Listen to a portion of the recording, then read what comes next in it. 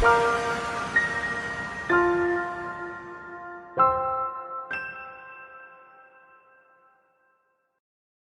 morning. Happy Lord's Day. Meron po akong mahalagang tanong para sa bawat isa sa atin. Ano ang para sa iyo ay hindi pwedeng mawala sa iyo? Hindi pwedeng mawala sa buhay mo. And for some of us, it can be as little as yung cellphone or yung gadget. Hindi ko kaya na hindi hinahawakan yung cellphone ko. But for many of us, may mga mahalagang bagay na kung ma-imagine natin na mawawala sa atin, we don't know kung paano tayo mag-react. We don't know kung paano magpapatuloy yung buhay natin. Just try to imagine. Paano kung yung asawa mo yung mawala sa'yo? O yung anak mo yung mawala sa'yo? O yung trabaho mo yung mawala sa'yo? O yung bahay na tinitiran mo ngayon yung mawala sa inyo? Okay naman isang tao, isang bagay na wala pa sa'yo, pero lagi mo iniisip, you're really dreaming na mapunta sa'yo, magkaroon ka nito na sa tingin mo, hindi makukumpleto yung buhay ko kapag wala yung tao na ito. Hindi makukumpleto yung buhay ko kapag wala yung bagay na ito. If you try to answer those questions, it will reveal kung ano yung deepest desires sa heart natin. And this is a worship issue na ma-realize natin, may papakita sa atin ng Panginoon na kung ano ba yung tao, sino ba yung tao o ano ba yung isang bagay na mas pinahalagahan natin ng higit sa pagpapahalaga natin sa Diyos. And we call that idolatry. And that's the issue na pinag-aralan natin sa Exodus chapter 32, 3 Sundays ago. So medyo matagal-tagal na, pero I hope sariwa pa sa memorya ninyo kung paano ang mga Israelita ay dahil nainit na sila at ang tagal-tagal bumaba ni Moises galing sa bundok, 40 days, ay sinuway nila hindi lang yung unang utos ng Diyos. Ano yung unang utos? Huwag kayong sasamba sa ibang Diyos maliban sa akin. Sinuway din nila yung ikalawang utos. Huwag kayong gagawa ng imahen para sambahin. So they committed idolatry. In-expose ng Panginoon na meron silang mas pinapahalagahan na isang bagay, yung gintong baka na ginawa nila para sambahin.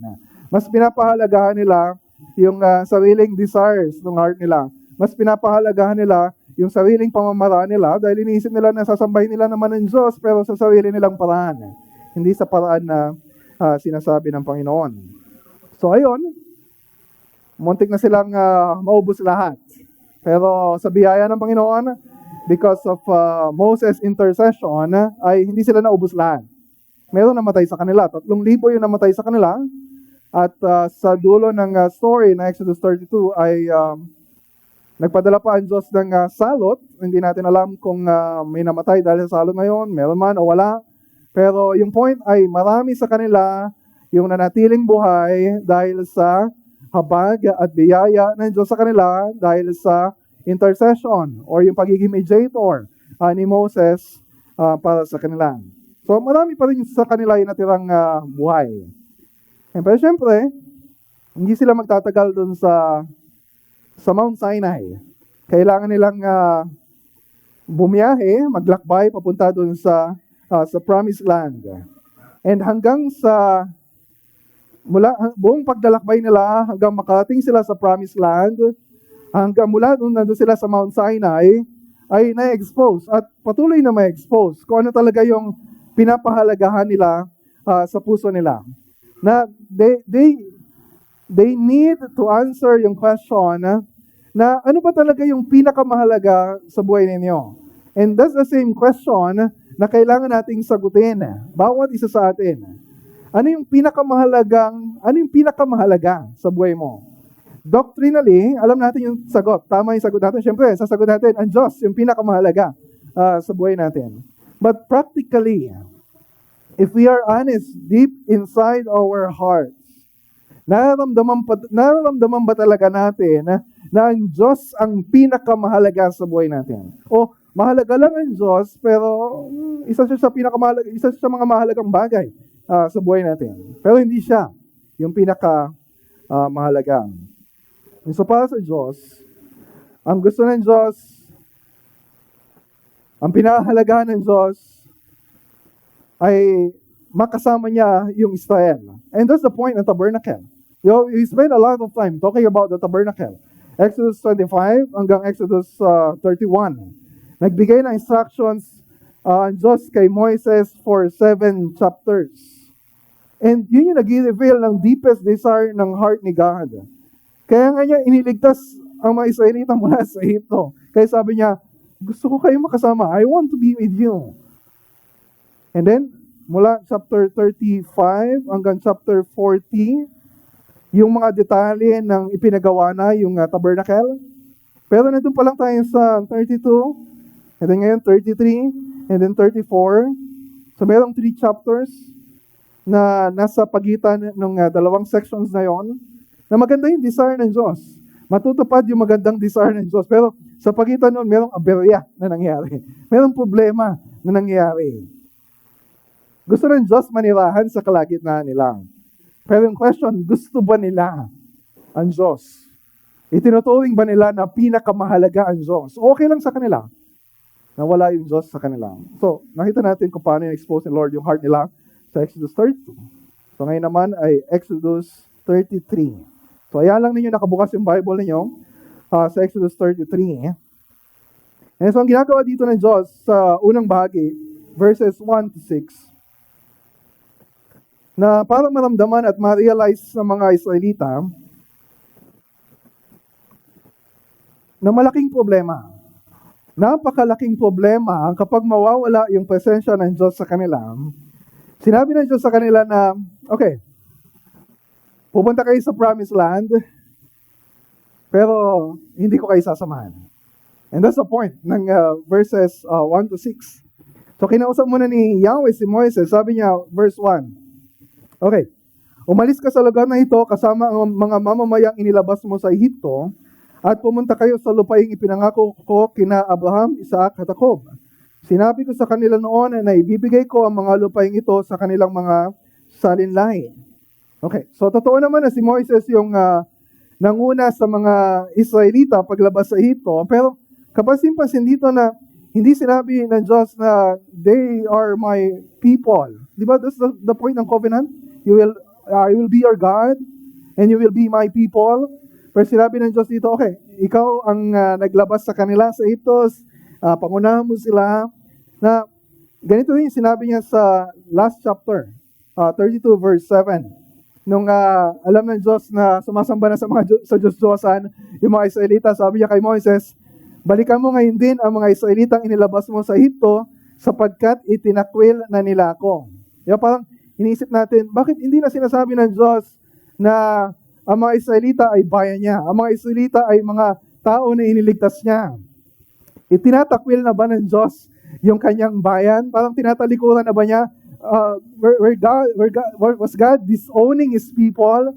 Sinasabi ba ng Diyos na, ayoko na sa inyo. I've had enough of you.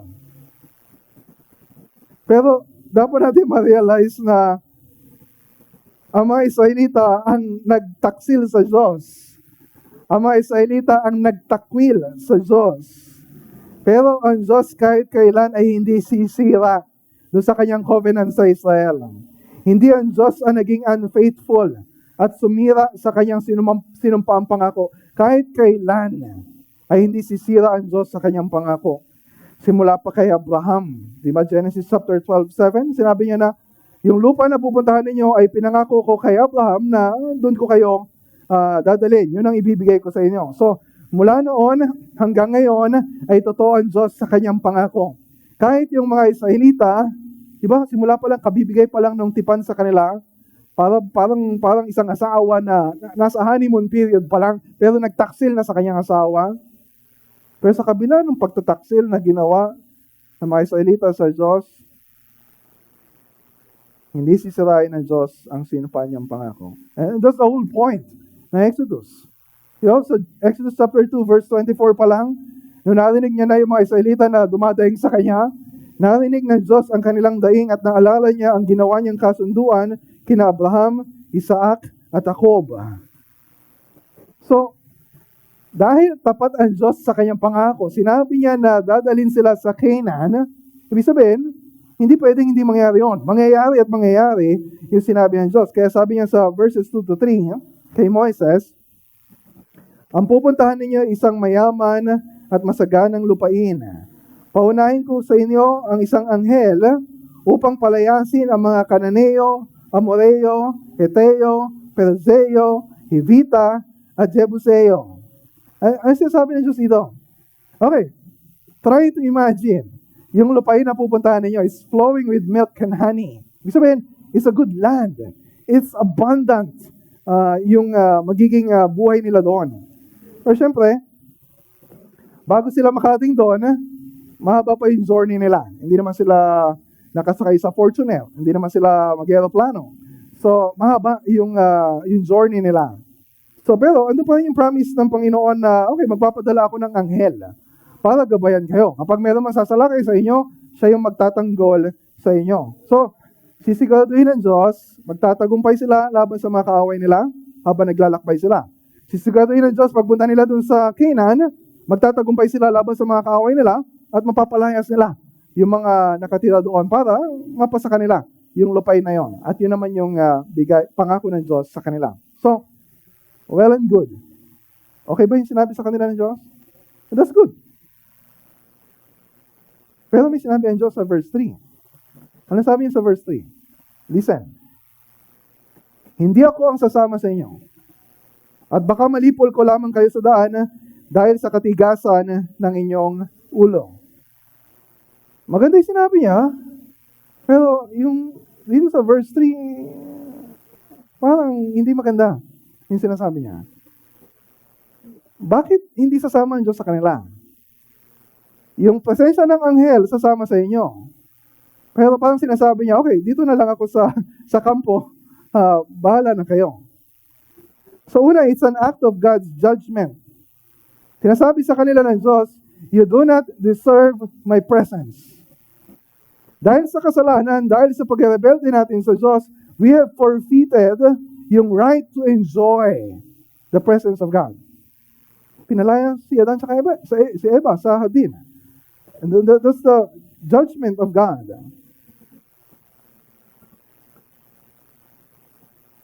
Hindi sasama ang Diyos. So yung question sa kanila, makakontento ba kayo? Kapag nandun kayo sa lupain, masagana kayo, nakakain kayo ng masarap, it's all peaceful, pero hindi ninyo kasama ang Diyos. Maraming tao ngayon, even some who claim Christians, they will be content na makaiwas sila sa impyerno, mapunta sila sa langit, maging maganda yung buhay nila sa mundong ito, pero kahit hindi nila kasama ang Diyos. And we have to answer that question. So, yung sinabi niya na hindi sila sasamahan ng Diyos is an act of God's judgment. But at the same time, it's also an act of God's mercy. Bakit? Bakit mercy ng Diyos? Sabi ng Diyos, baka malipol ko lamang kayo sa daan dahil sa katigasan ng inyong ulo. Hindi ibig sabihin na mainitin ang ulo ng Diyos kapag nagalit siya ay hindi niya makokontrol. Yung galit niya o init ang ulo niya. So nagpapakita lang ito na dahil sa judgment ng Panginoon, kung sasama man ang Diyos sa kanila, dahil sila ay mga makasalanan, hindi lang sa Exodus 32, kundi simula po lang journey nila, nagreklamo na sila, and all throughout yung 40 years, ay paulit-ulit sila na magreklamo, they will not be safe with the presence of God. The presence of God will not be a satisfying presence sa kanila, but a consuming fire. Makatalo nga ng Diyos, pero maawain din ng Diyos. Sabi niya, para sa ikabubuti din ninyo na hindi ko kayo sasamahan. So, nakita ninyo, merong twofold problem yung Israel. Kapag absent ang Diyos, problema. Kapag present ang Diyos sa kanila, problema pa rin. Kapag absent ang Diyos, problema. Kasi, aanin mo ba naman lahat ng mga bagay sa mundong ito? Kahit mapapasayo ang lahat ng kayamanan sa mundong ito. Kung mawawala naman sa iyo ang Diyos, and God is our highest good, paano makakabuti sa atin yun? Pero malaking problema din kung lalapit tayo sa presensya ng Diyos dahil tayo ay makasalanan. Babagsak ang tindi ng parusa ng Diyos laban sa atin, laban sa kanila. So God's absence, bad news for Israel. God's presence, bad news pa rin for Israel. So, nung narinig nila yung bad news na yon, ano yung naging response sila sa verse 4? Labis silang nalungkot at isa may walang nagsuot ng alahas. Labis silang nalungkot, ibig sabihin, probably it's an act of repentance. Merong malaking kalungkutan na na-realize nila yung laki ng kasalanan nila sa Panginoon, na-realize nila yung miserable nilang kalagayan kapag hindi sila sasamahan ng Panginoon. Na-realize nila yung laki ng problema nila na hindi sila pwedeng lumapit sa presensya ng Diyos. And so, bakit hindi sila nagsuot ng alahas? Sabi ng Diyos sa kanila, verses 5 to 6, sapagkat sinabi ni Yahweh kay Moises, sabihin mo sa mga Israelita na matitigas ang ulo nila. Baka kung ako ang sasama sa kanilang paglalakbay, ay malipol, mapatay ko lang sila. Ipalis mo ang kanilang mga alahas, at pagkatapos ay magpapasya ako kung anong gagawin ko sa kanila. Kaya mula sa bundok ng Sinai, hindi na sila nagsuot ng alahas. What's the point ng hindi pagsusuot ng alahas? Maybe. Naalala ninyo yung golden calf? Yung pinanggawa yung ginto ng pinanggawa ng baka ay galing din sa mga alahas nila. Hikaw, kahit anong alahas.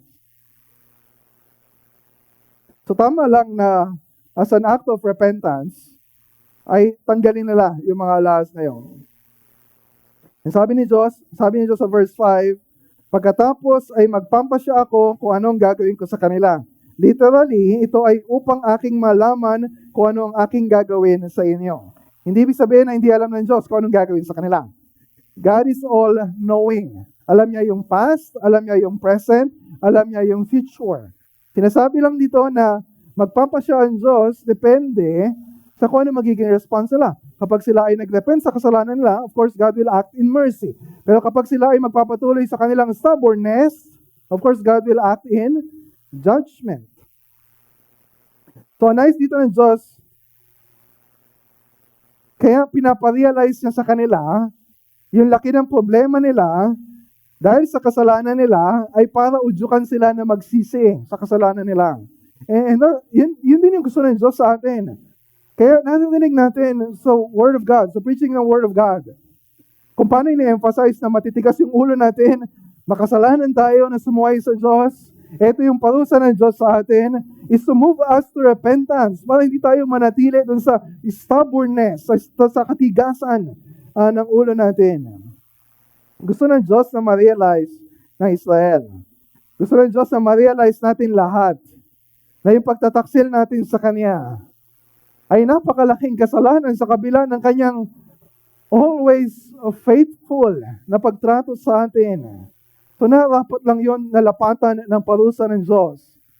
Diba? Dapat sana na-enjoy natin yung presence ni God. Pero hindi natin na-enjoy. Hindi natin ma-enjoy yung presence ng Diyos dahil sa pag-rebelde natin sa Kanya. Pwede nating i-cancel ang Diyos sa buhay natin. Pero kahit kailan hindi ka-cancel ng Diyos yung katapatan sa Kanyang mga pangako.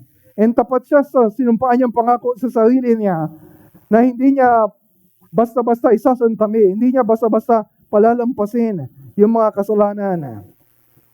Lalo pa, hanggat hindi natin na-realize, diba, ang tagal-tagal na natin umatin sa church, ang tagal-tagal na natin nakikinig ng mga sermons, but until now, we are so slow to realize na yung Diyos yung pinakamahalaga sa buhay natin. Mas mahalaga pa sa asawa natin, mas mahalaga pa sa pamilya natin, mas mahalaga pa sa anak natin, mas mahalaga pa sa kayamanan natin, mas mahalaga pa sa trabaho natin, mas mahalaga pa sa popularity natin, mas mahalaga pa sa mga ginagawa natin sa ministry. So we have a problem. Malaking problema kapag malalayo tayo sa presensya ng Diyos. Malaking problema din kapag tayo ay lalapit sa presensya ng Diyos pero hindi matutugunan yung kasalanan natin. We have a twofold problem, katulad ng mga Israelita. At sa laki ng problema na ito, dapat ma-realize natin na walang ibang solusyon maliban kay Kristo. God is omnipresent, right? Siguro, kanina, nag-isip-isip na kayo, hindi sasama ang presensya ng Diyos sa kanila, sa paglalakbay nila. Pero di ba, God is omnipresent? Ang Diyos ay nasa lahat ng dako? Yes. Pero sinasabi dito ng Diyos, para sa mga tao na binabaliwala yung presensya ng Diyos, and there are a lot of people who don't care about the presence of God, who don't care about the worship of God, who don't care about the Word of God. In a way, absent ang Diyos sa buhay nila, present din ang Diyos sa buhay nila. Hindi naman natin matatakasan yung presensya ng Diyos. Diba? Psalm 139. Saan ako pupunta? At makakatakas sa presensya ng Diyos. Kapag pumunta ako sa langit, naroon ka. Kapag pumunta ako sa lugar ng mga patay, naroon ka. At kahit sa mga tao na tumatakas sa presensya ng Diyos, sa buong buhay nila, one day, haharap at sila ipaparusahan ng Diyos. At sila itatapon sa impyerno. And they will experience hindi yung satisfying, joyful presence of God. They will experience yung terrifying presence of God sa kanyang paghatol sa mga makasalanan. There is only one way of escape, and that's the Lord Jesus Christ. Si Kristo lang ang tanging solusyon sa problemang ito. Dahil si Kristo na yung nagdusa at umako ng parusa sa katigasan ng ulo natin, sa pagtataksil natin laban sa Diyos. Diba, sa kamatayan niya sa krus, siya yung karapat-dapat, hindi siya narapat iwanan ng presensya ng Diyos. Pero at that moment, diba, ilang oras na nagdilim dun sa paligid as a sign ng absence, ng presence ng Diyos. Kaya sumigaw si Kristo, sinabi niya, Diyos ko, bakit mo ako pinabayaan? And for that moment, pinabayaan, iniwanan ng Diyos ang kanyang anak para ano? Para ma-enjoy natin yung presensya ng Diyos, hindi lang sa araw-araw sa buhay na ito, but forever, for those who will put their trust in Christ. So ano yung kailangan nating gawin in response sa problem na ito? Aminin natin yung laki ng kasalanan natin sa Panginoon. Aminin natin na hindi tayo karapat-dapat, we do not deserve to enjoy the presence of God.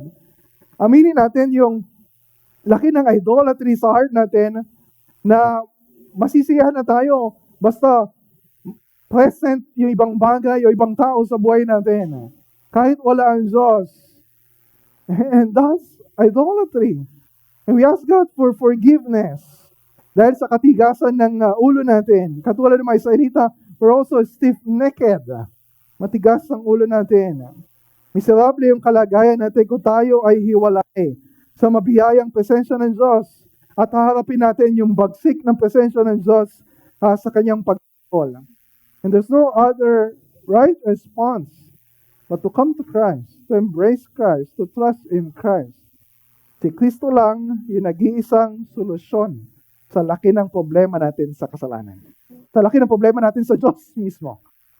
So yung laki ng problema natin sa Diyos, ang Diyos din ang nagbigay ng solusyon.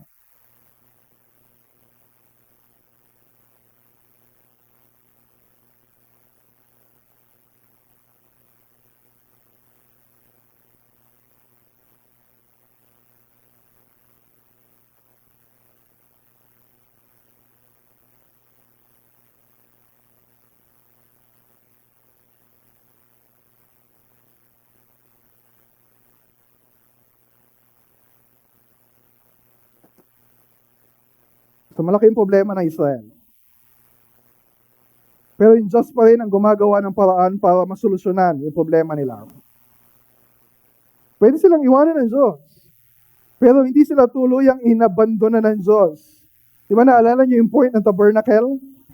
Gusto nga ng Diyos na manirahan sa kalagitnaan nila, kaya yung tabernacle ay ilalagay saan? Sa gitna ng camp. Yung 12 tribes of Israel nakapaligid sa tabernacle na nasa sentro. Pero sa verses 1 to 6, parang umayaw na yung Diyos. Parang sinasabi pa dito ng Diyos, okay, ayaw ko na mag-travel na kayo, pero hindi na ako sasama sa inyo. Bahala na kayo. Basta bibigay ko anong kailangan ninyo para maging okay yung journey ninyo. Bibigay ko sa inyo lahat ng kailangan ninyo. Pero hindi ninyo ako kasama. Yung parang, ganun pa yung nangyayari dito.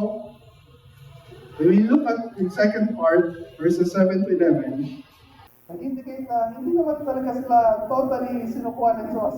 Hindi sila totally inabandona ng Diyos. Merong tent of meeting na ginawa para magsilbing point of contact, para makikipagkita si Moises kay Yahweh, hindi na sa taas ng bundok, pero hindi sa loob ng kampo nila, kundi sa labas. Look at verse 7. Nakauganyan ni Moises na itayo ang tolda malayo sa kampo. Ang toldang ito ay tinatawag na toldang tipanan. So, hindi ito yung tabernacle. Hindi pa ito yung tabernacle.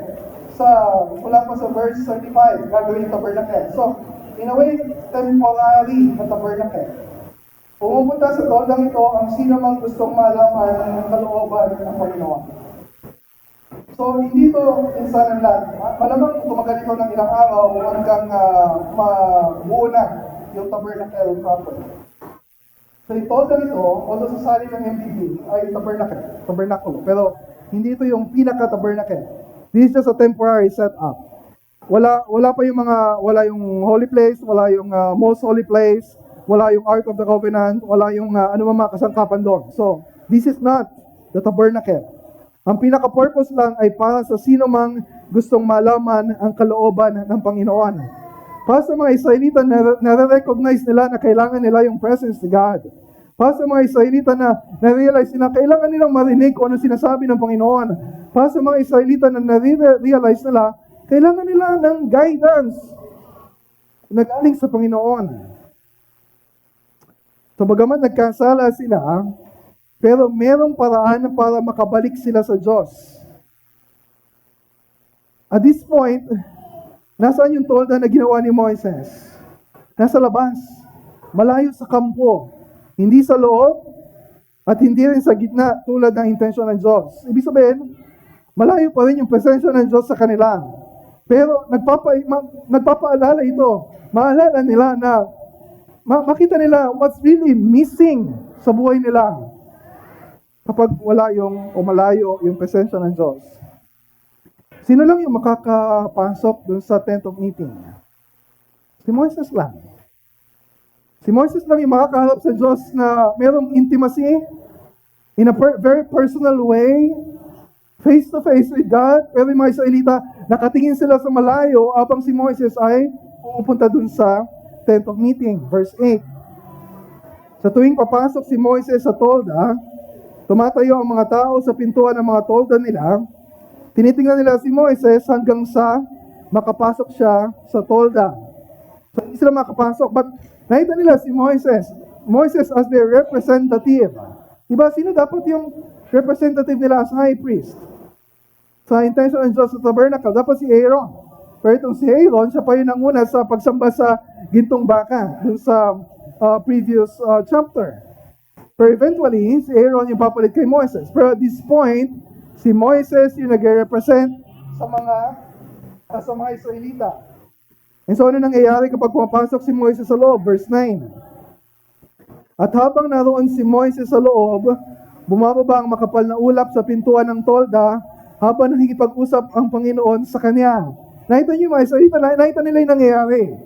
From a distance, nakita nila, andun si Moises, nakita nila na bumababa yung ulap, nakita nila, andun yung presensya ng Diyos. Nakikipag-usap yung Diyos kay Moises. At yung sasabihin ng Diyos kay Moises, sasabihin niya sa atin yung mga salita ng Panginoon. Pero syempre, ngayon, hindi na ganun yung kalakaran. Hindi ibig sabihin na kapag meron kayong gustong malaman tungkol sa Diyos, lalapit kayo sa pastor, tapos yung pastor ay papasok sa isang tolda, may pag-usap sa Diyos, tapos sasabihin sa inyo, okay, itong gustong sabihin sa inyo ng Diyos. Ito yung will ni Lord para sa inyo. No, we just need to open our Bible para malaman kung ano yung kalooban ng Panginoon. And of course, mayroong preacher para maintindihan natin yung salita ng Diyos na pinapaliwanag sa atin. But we can open our Bible every day para malaman kung ano yung kalooban ng Diyos. At kapag nalaman natin, narinig natin yung word ni God, how do we respond? We respond sa pagsamba sa Panginoon. We respond sa pagsunod sa Diyos. Ito yung nangyari. Ito yung response ng mga tao. Sabi sa verse 10, at kapag nakita ng mga tao yung makapal na ulap sa pintuan ng tolda, tumatayo sila at sumasamba sa Panginoon sa may pintuan ng tolda. Anong ginagawa ng mga Israelita? Sumasamba sila sa Panginoon, kay Yahweh. Yung nangyayari pa sa chapter 33 ay mas maganda kaysa nangyari sa chapter 32? Definitely. Diba? Kaysa naman yung nagwawala sila, nagkakagulo, nagsasayawang kung ano ginagawa nila sa pagsamba dun sa gintong baka. This good, in a way. Good. Pero, he's still not the best. They're still not enjoying the best God has to offer for them. Sino lang yung nakaka-enjoy ng best experience? Si Moses lang. Yeah? Look at verse 11. Kapag naipag-usap ang Panginoon kay Moses, magkaharap sila, face to face. Katulad ng magkaibigan na nagkukwentuhan. Very close. Pagkatapos bumabalik si Moises sa kampo, pero ang binata niyang lingkod na si Josue, na anak ni Nun, ay nananatili sa tolda. So eventually si Josue, na higit na mas bata kay Moises, si Moises ay maybe 80 years old, si Joshua ay 30, 40 years old during this time. So siya yung papalit kay Moises. Pero sa puntong ito, si Moises pa yung nasa highest position of leadership sa Israel. Siya yung may pinakamalaking privilege na mayroong special access sa Panginoon. Face to face. Parang malapit na magkaibigan yung relationship nila. Just try to imagine. Kapag meron kang kilalang tao na hinahangaan, halimbawa, alam naman ninyo na I'm following yung ilan sa mga pastors sa US, binabasa yung mga books nila, pinapakinggan yung mga sermons nila, halimbawa, sina John Piper or Mark Dever. Diba, ibang experience kapag nabasa ko yung mga books nila or napapakinggan sa Spotify yung mga sermons nila. Pero ibang experience kapag makita mo sila face to face. Tapos makasabay mo sa aeroplano si Mark Dever. Tapos makasabay mo sa kotse si Mark Dever. Tapos makausap mo, tapos babatiin ka pa ng happy birthday.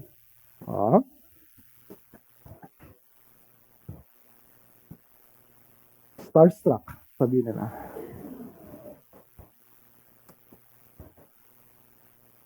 Pero paano kung Diyos mismo yung makakausap mo? Paano kung Diyos mismo yung makakausap mo? That's infinitely better. That's infinitely better. Pero sa point na ito ng story sa Exodus, si Moses lang yung mayroong ganong privilege. Sasabihin ng iba, parang mahilap naman yung Diyos. O, bakit gano'n ang Diyos? Parang unapproachable.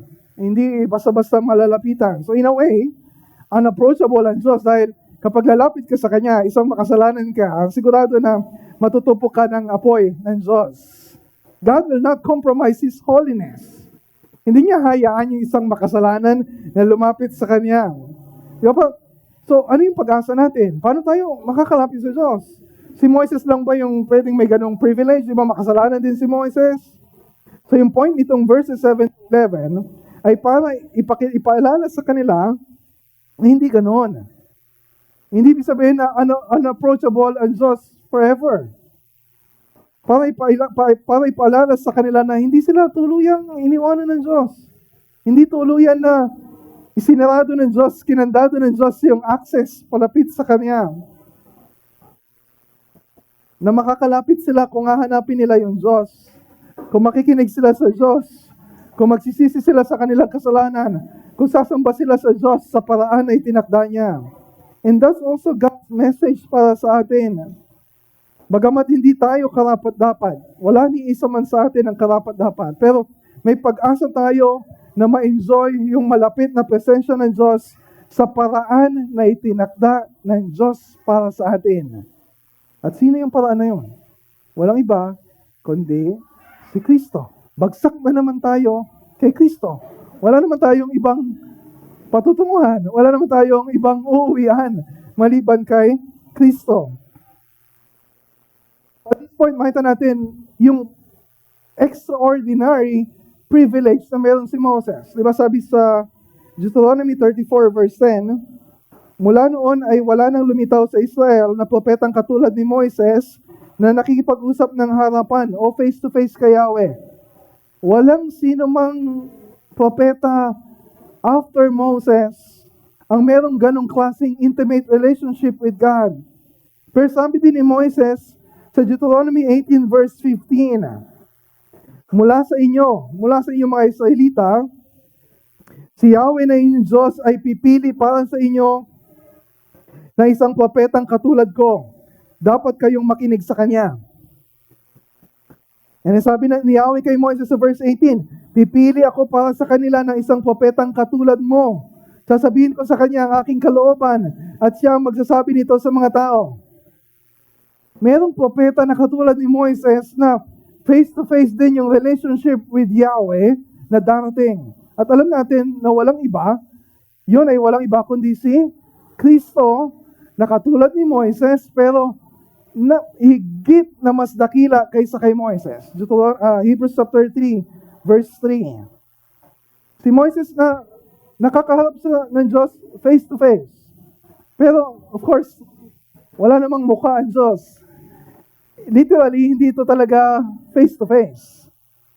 Dahil kung haharap talaga ang Diyos sa kabuuan ng pagka-Diyos ng Diyos kay Moises, hindi niya kakayanin yung ganong klaseng experience. Pero si Kristo na anak ng Diyos, yun talaga yung face to face. John chapter 1 verse 18. Walang sino mga nakakita kailanman sa Diyos.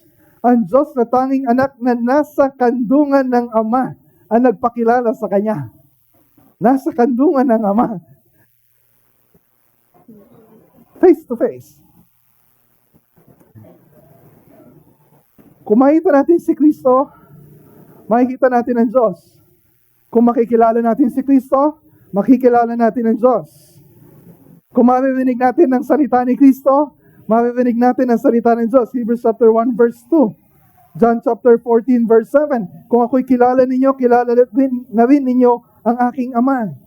Makakalapit lang tayo sa Ama sa pamamagitan ni Kristo. John 14:6. I am the way, the truth, and the life. No one comes to the Father except through me, sabi ni Kristo.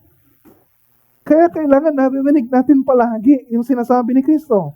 Kaya kailangan nakikita natin kung sino si Kristo sa mga salita ng Diyos na pinag-aaralan natin. Kaya napakahalaga na lagi nating naririnig, lagi nating pinagbubulayan, lagi nating pinapaalala sa bawat isa yung message of the gospel. Bakit? Ano ba yung mabuting balita?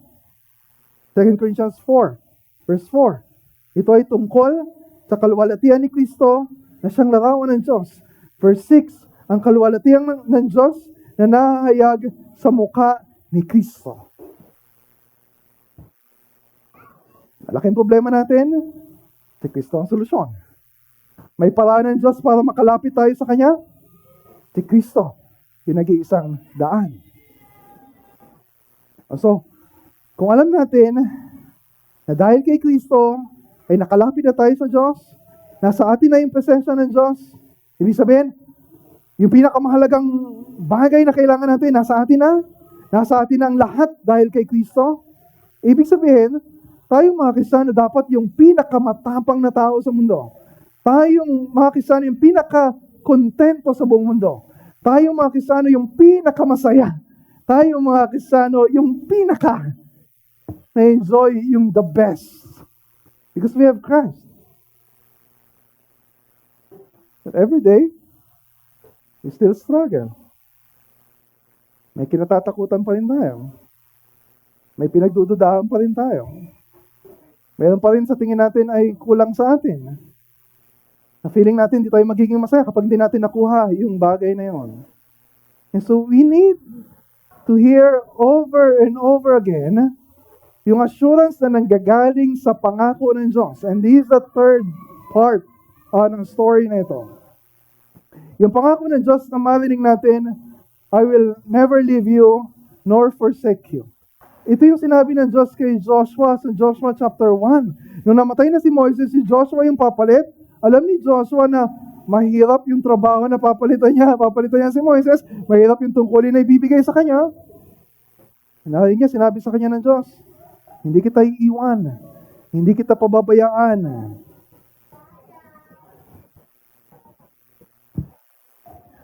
Bakit kailangan marinig din yun ni Moises? Bakit kailangan marinig yun ng mga Israelita? Di ba, nandun si Moises sa tent of meeting, verses 7 to 11, tapos verses 1 to 6, balikan natin yung sinabi ng Diyos. Okay, eventually, aalis kayo dito.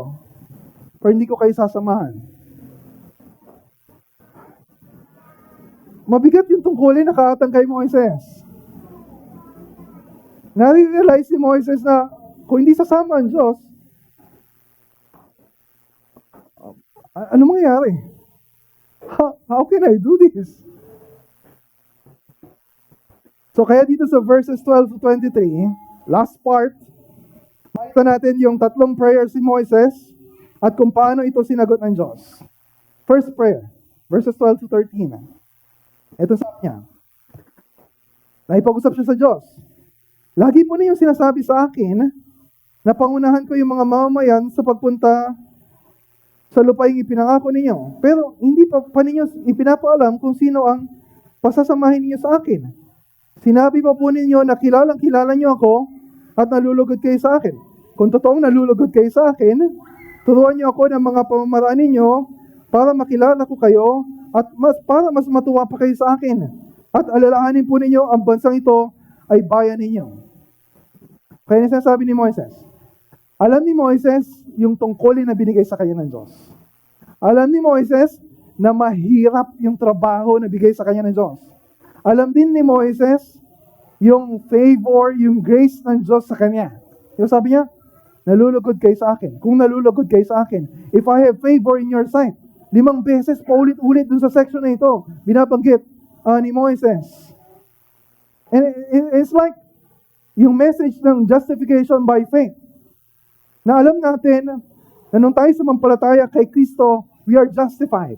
Ibig sabihin, kahit gaano kalaki, kahit gaano karami na nagawa natin kasalanan, burado na, kapag titingin ang Diyos sa atin, na nakikita niya yung perfect righteousness ni Christ. God is so pleased with us because of Christ. Pero, kahit alam natin na hindi nagbabago yung pagmamahal ng Diyos sa atin, hindi nagbabago yung grasya ng Diyos sa atin, nagdududa pa rin tayo, natatakot pa rin tayo, nag-aalinlangan pa rin tayo. May mga pagkakataon na alam natin yung good news of the gospel, pero hindi natin nararamdaman kung paano yung good news. Yun narinig natin. So yung prayer ni Moises, ipaalam niyo sa akin kung sino yung pasasamahin niyo sa akin. Ipaalam niyo sa akin kung ano yung pamamaraan ninyo, anong balak ninyo. Di ba may mga ganun din tayong questions sa Panginoon? Lord, hindi ko naintindihan. Hindi ko naintindihan yung nangyayari sa aming mag-asawa. Hindi ko naintindihan yung nangyayari sa aming pamilya. Lord, anong balak ninyong gawin? Of course, hindi naman sinasabi sa atin ng Diyos lahat ng gusto nating malaman.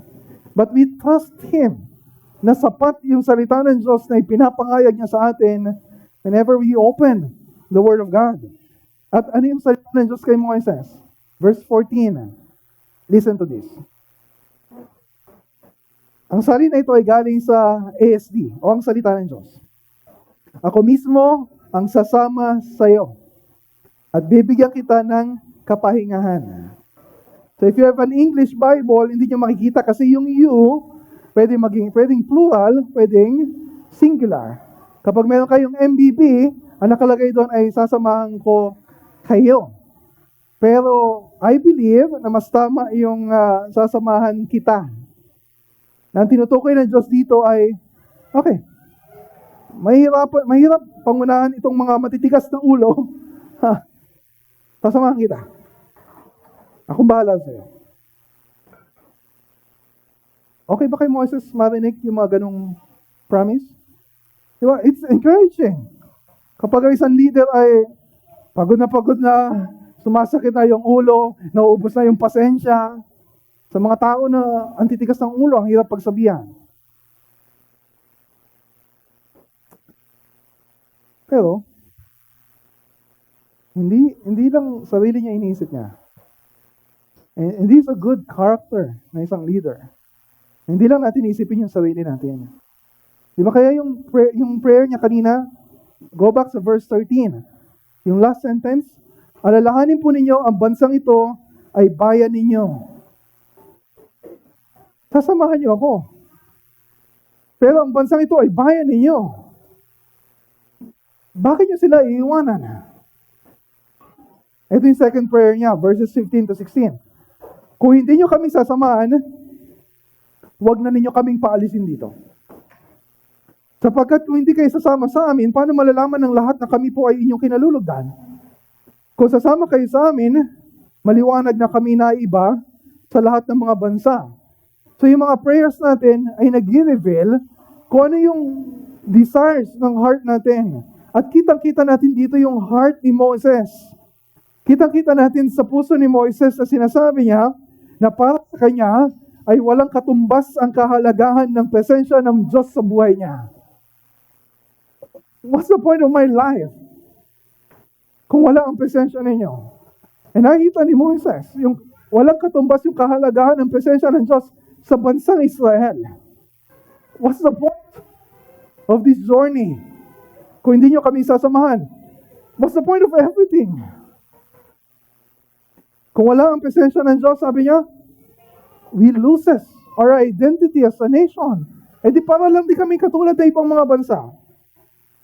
Kapag hindi nyo kami sasamahan, paano may babalita yung grasya ng Diyos? Yung pagliligtas na ginawa nyo sa amin. In the presence of God, that's also our identity as a church. Kung wala yung presensya ng Diyos sa kalagitnaan natin, sa ginagawa natin pagsamba, what's the point of everything? Kung wala yung presensya ng Diyos sa buhay natin, asan yung identity natin? Nasaan yung work natin? Nasaan yung value natin? At kung wala yung presensya ng Diyos sa kalagitnaan natin, how can the good news of the gospel be good news? Nasabihin natin sa ibang tao, God is the greatest gift of the gospel. Hindi natin pinapangalandakan sa mga tao. Tingnan niyo kami, mayaman kami, maayos yung buhay namin.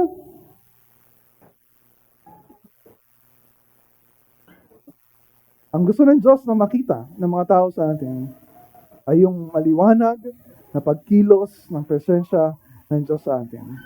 Dahil kung wala yun, we're just a social club.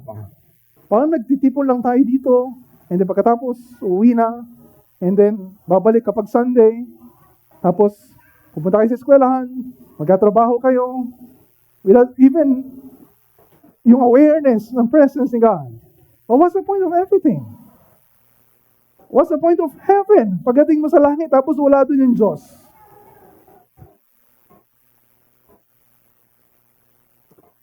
So at this point, nakita yung ginagawa ni Moises, yung kanyang intercessory role, na nagmamakaawa siya sa Diyos. Panginoon, hindi pwede na hindi kayo sasama sa amin.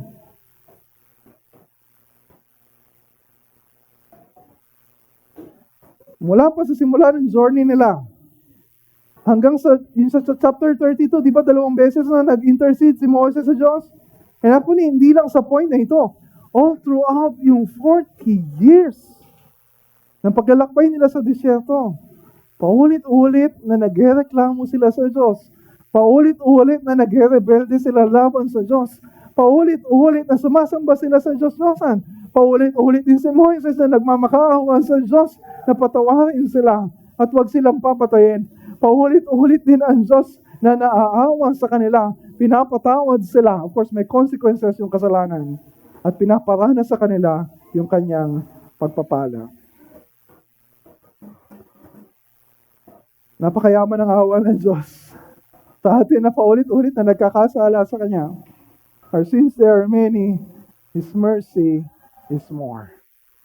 So anong sagot ng Diyos kay Moises? Verse 17.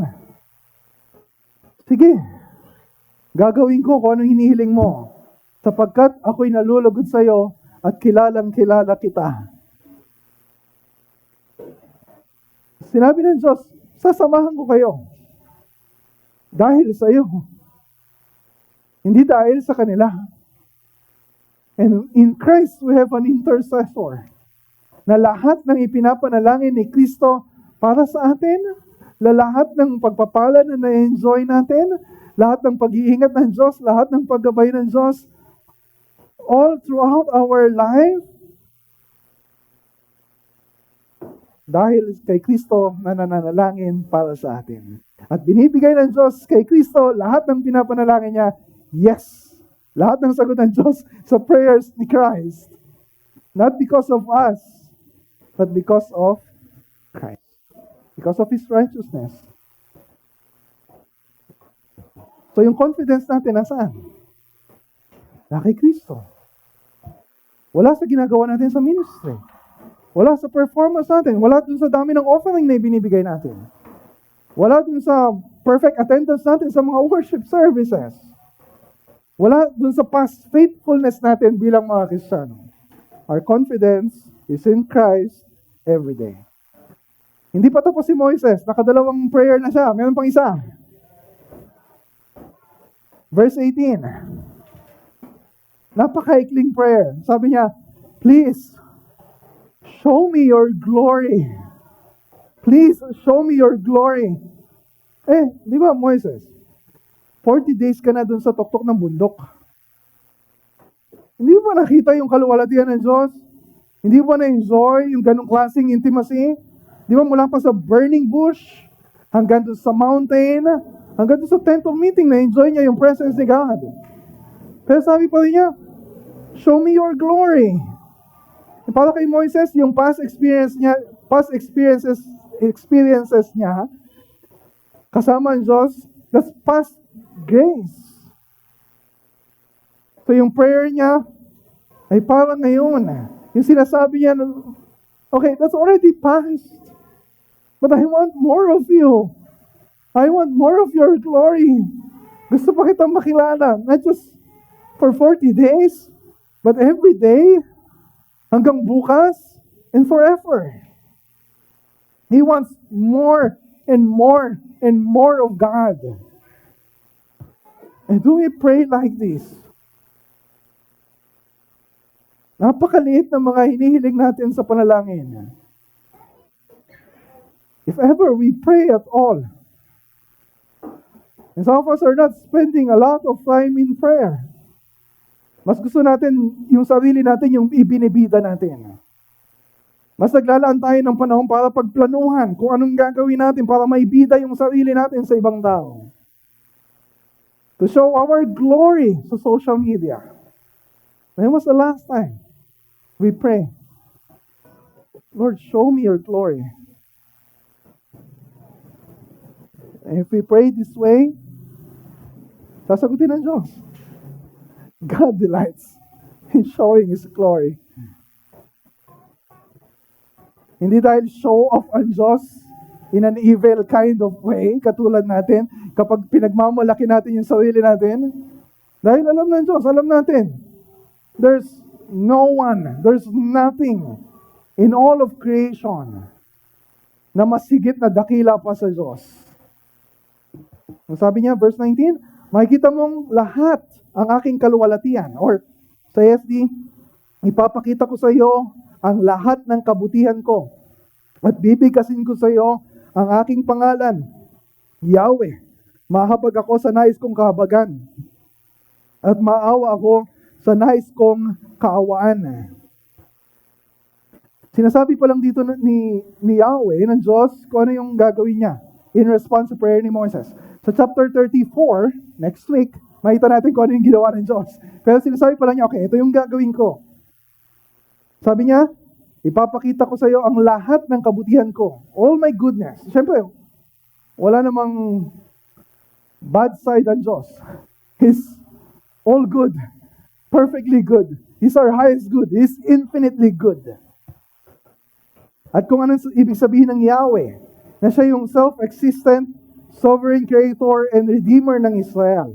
Sovereign siya, ibig sabihin, malaya siya na piliin kung sino yung piliing kaawaan, kung sino yung gusto niyang kaawaan. Malaya siyang piliing kahabagan kung sino yung gusto niyang kahabagan. At sa pasya ng Diyos, pinili niyang kaawaan ng Israel at this point in history. So, ibig sabihin, bakit mahalaga yung kay Moises? Bakit mahalaga yung para sa Israel?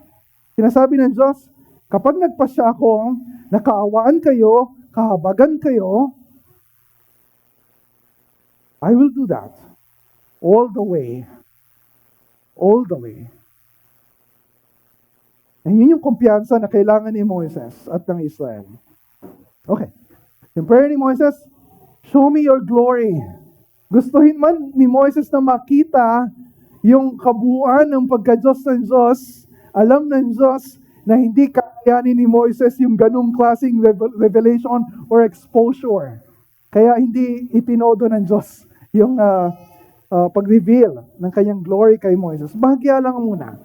Pero yung bahagya na makikita niya, sabi ng Diyos, yon ay sapat na to bolster para palakasin yung kanyang kumpiyansa, yung assurance doon sa pangako ng Diyos.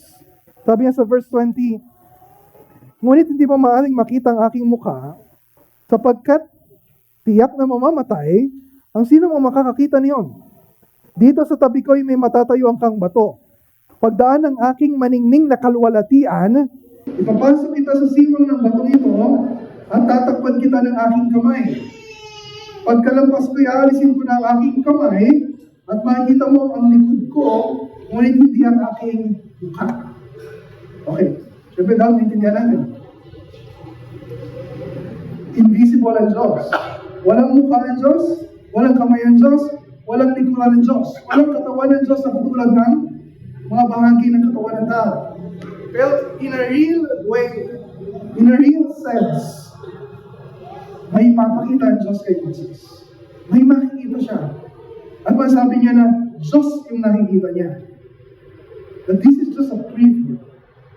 Patikim lang of what is to come. Greater things are still to come. And si Kristo, na siyang image of the invisible God, kapag nakita natin yung kaluwalhatian ni Kristo in the preaching of the gospel, nakikita natin ang Diyos in a real sense. Hindi physically, but in a real sense. When we put our faith in Christ, whenever we believe na yung salita na napapakinggan natin is a good word from God for us, whenever we believe na this is not something we deserve, ang deserving sa atin ay kalikuran ng Diyos. When face to face, ibig sabihin natin yung favor. We deserve na kalikuran tayo ng Diyos. We deserve na iwanan tayo ng Diyos. We deserve na layasan tayo ng Diyos. We deserve na layuan tayo ng Diyos. But because of Christ, we get what we don't deserve. Yung kabaliktaran. Nilapit tayo sa Diyos. Nakilala natin ang Diyos. We're enjoying the presence of God. Not just every Sunday. Hindi lang every day. Hindi lang sa buong buhay natin. But for all eternity, we will feast and enjoy the presence of God. Kapag nakita natin si Kristo, one day, face to face, we're longing for that day. And yun yung confidence natin. Yung pangako na marinig natin sa Diyos, yung pangako na marinig natin kay Kristo, na sinabi niya bago siya umakyat sa langit, I will be with you always to the end of the age. Yung presensya ni Kristo ang kasama natin araw-araw and for all eternity. So yung kumpiyansa natin na garantisado ang ipinangakong presensya ng Diyos ay nakasalalay sa kanyang kapangyarihan, kabutihan, kahabagan, at kalwalatian. At ang lahat ng ito ay lubos na naihayag sa pamamagitan ni Kristo. So yung tatlong bahagi ng chapter 33, makita natin lahat bagsak tayo kay Kristo. Lahat mauwi tayo kay Kristo. Lahat para ipakita sa atin kung sino si Kristo. Napakalaki ng problema natin, wala ibang solusyon, kundi si Kristo. Hindi tayo makakalapit sa presensya ng Diyos, mayroong pataan na itinagda ng Diyos, walang iba kundi si Kristo. Yung garansya na tutuparin ng Diyos yung kanyang pangako na sasamahan niya tayo araw-araw, na kay Kristo. Yung guarantee. Dahil kay Kristo, sa pamagitan ni Kristo, marirealize natin. Talaga palang walang katumbas ang halaga ng presensya ng Diyos sa buhay natin. And this is my prayer. Kapag nakikinig kayo sa salitang ito ng Diyos, yung marirealize natin, pag-uwi natin, baliwala yung buhay ko kung wala yung presensya ng Diyos. Baliwala yung trabaho ko kung wala yung presensya ng Diyos. Baliwala lahat ng kayamanan na meron ako kung wala yung presensya ng Diyos. Baliwala yung magandang bahay na tinitiran ko kung wala yung presensya ng Diyos. Baliwala yung na-enjoy ko na magandang relasyon sa pamilya ko kung wala yung presensya ng Diyos. Baliwala yung langit kung wala yung presensya ng Diyos. God is everything to us. Kaya yung tanong sa amin, anong hindi sa sarili niyo? Kapag nagkita-kita kayo sa small groups, you ask yourself, you ask each other yung question, meron bang ibang bagay? Meron bang ibang tao? Sa buhay mo ngayon, na mas pinahalagaan mo ang higit sa Diyos. Let's pray.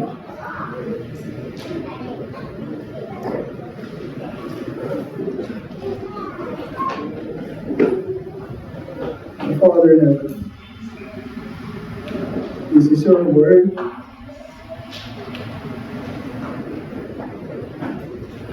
Ipa-realize mo sa amin ang lahat sa buhay namin ay baliwala kung hindi niyo kami sasamahan. We need your presence every day. Pray, Lord, for everyone na